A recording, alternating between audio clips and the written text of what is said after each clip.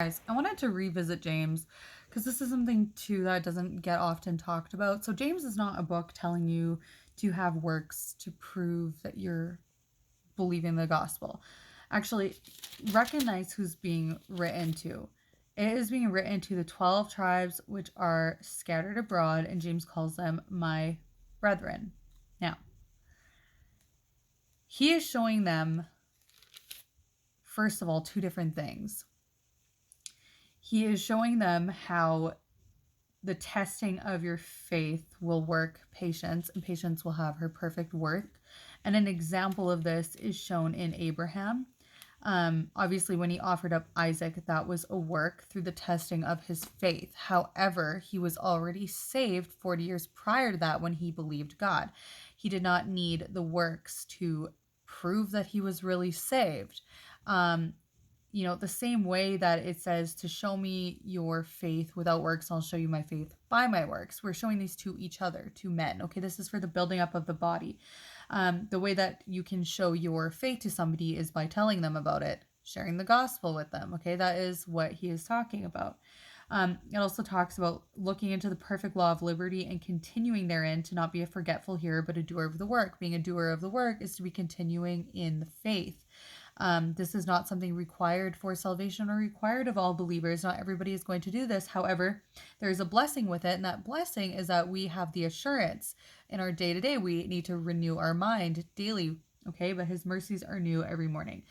We do not have to be brought into bondage of law so that we are acknowledging our sin on a daily basis. That is not required of us. Now, if you go on and you continue into chapter 3, James is giving all these things that sound a lot like law, and it sounds so difficult, okay? It sounds so difficult to be this way, and this is also chapter 4, he's talking about this.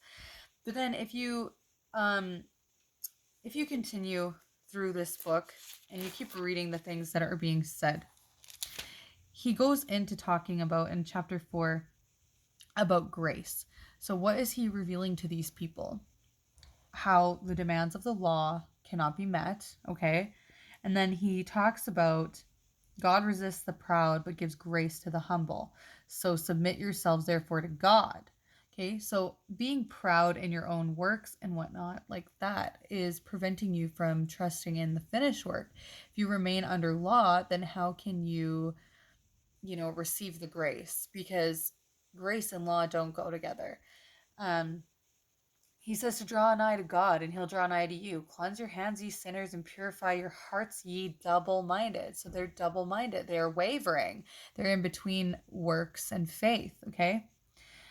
He says, be afflicted and mourn and weep. Let your laughter be turned to mourning and your joy to heaviness. Humble yourselves in the sight of the Lord, and he shall lift you up. So this is what we do when we believe the gospel. We have humbled ourselves to the Lord. We've given up on ourselves, and now he's the one that raises us up. Um, so I don't know where people are getting from this book that it's telling you that you have to have faith plus works to be saved. First of all, none of the justification being spoken of here is in the sight of God at all. It's in the sight of man. And justification, no, man can't justify us. Like, man doesn't decide that we're saved. However, what I mean when I say justification before men, no, and again, it's not required, is just men will agree, yes, we have the faith because we have told them we trust in the finished work of Jesus Christ. Okay? This doesn't have to be that complicated. It sounds um a little difficult when you first read it. But again, when you are looking at everything in the Bible through the lens of grace, through the lens of the gospel, and you look at the context, then it will help clear things up for you. So again, James, he is showing them all the different things that make you a sinner. And for those self-righteous who he may be speaking to, it helps them to humble themselves and to recognize that you can't be um, on the law for salvation or faith as well. Your faith must be pure. It has to be in Jesus Christ alone, because the law will just condemn you. Anyways, I hope this helped. God bless.